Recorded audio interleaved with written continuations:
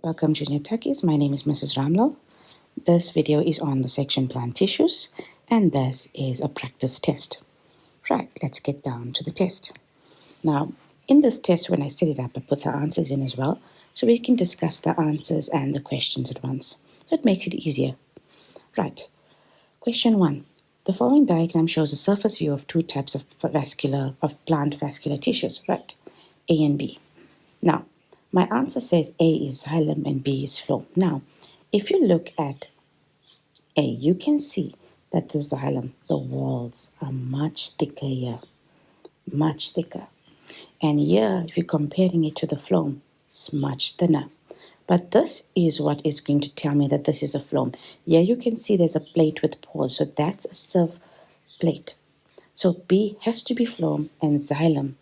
You can see there's no nucleus, it's empty. A is xylem. Right. 1.2. Tabulate two structural differences between the two types of plant cells present in the diagram. Now they want two structural differences. Structural differences. So xylem we know. Can you see it's empty? It's non-living. Phloem we know is living. Xylem I can see from the diagram is thickened and phloem is not thickened. And make sure you have your headings. Make sure you have your frame, your rows. That was a nice question. But remember, if you get the identification wrong, 1.1 wrong, then you get 1.2 wrong. Right. 1.3, they ask you what's the function of tissue A and B. We know A is xylem, transports water and mineral salts. B will transport organic food. Okay. Question 2. Study the diagram and answer the questions. Now, identify the tissue. Now, they just want this tissue. So that is now two guard cells. And the pore is the opening, that's the stoma. What tissue this is? Epidermal tissue. Then, 2.2. Tabulate differences between the two types of cells present in the diagram. This cell is the epidermal cell and that is the guard cell. Right. So, there's your heading, a table of differences between the epidermal and the guard cell. The epidermal cell we know is brick-shaped or regular-shaped. The guard cell you just saw is bean-shaped. The epidermal cell is tightly packed, where the guard cell has a stoma.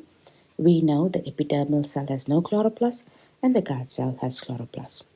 Make sure again you have your frame, your column headings, your rows, so you get your extra mark for the table. What is the functioning of the opening? So this opening here, they want to know what's the function of the opening. We know the stoma is there for gases exchange and reduces transpiration. 2.4. Draw a cross section of the diagram. So there's a surface view of the diagram. Now you must draw it across. And this is what your diagram should look like. You should have, this is your epidermal cell. There's your guard cells. There's the stoma.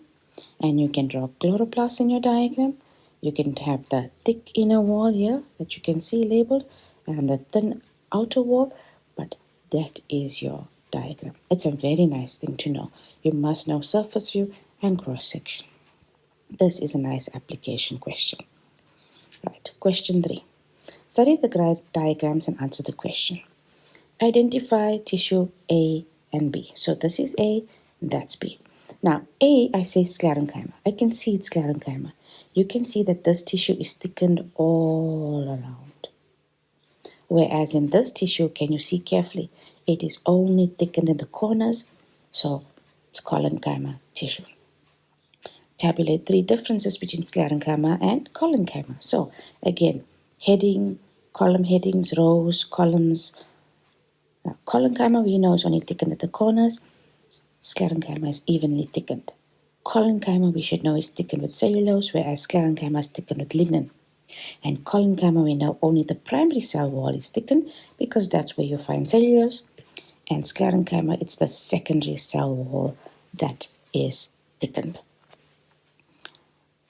This was a nice short test for you to practice, to learn your identification, to learn your differences.